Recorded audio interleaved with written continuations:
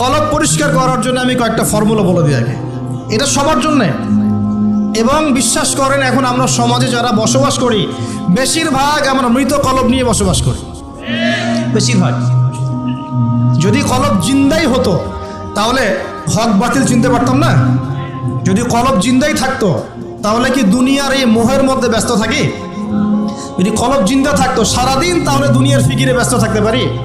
যদি কলব জীবিতই থাকে তাহলে কাউকে দাফন করার পরে দুনিয়াবি খোশ গল্পে কেউ মত্ত হতে পারে।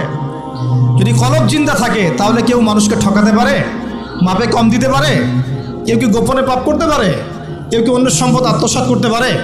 কলব জিন্দা থাকলে কেউ সুদ খায়, কলব জিন্দা থাকলে কেউ জেনা করে, কলব জিন্দা থাকলে কেউ এরকম নোংরা কনসার্টে যেতে পারে। অতএব বুঝতে পারছি এইসব পরিস্থিতি দেখে যে আমাদের বেশিরভাগের কলব কি মৃত, নিঃসন্দেহে মৃত, কোনো সন্দেহ নাই।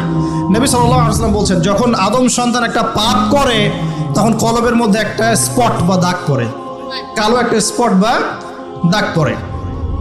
আবার যদি গুনাহ করে আবার স্পট পড়ে, আবার দাগ পড়ে, আবার গুনাহ করে আবার স্পট পড়ে। গুনার উপর গুনাহ করতে থাকে পুরো কলবটা কালো কুচকুচে কুৎসিত হয়ে যায়, দুর্গন্ধযুক্ত।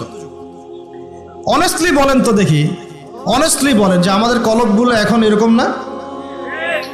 আমরা কন্টিনিউয়াসলি পাপ করি না? কতবার দিনে আস্তাগফিরুল্লাহ ওয়া আতুবু ইলাইহি পড়ি, কতবার?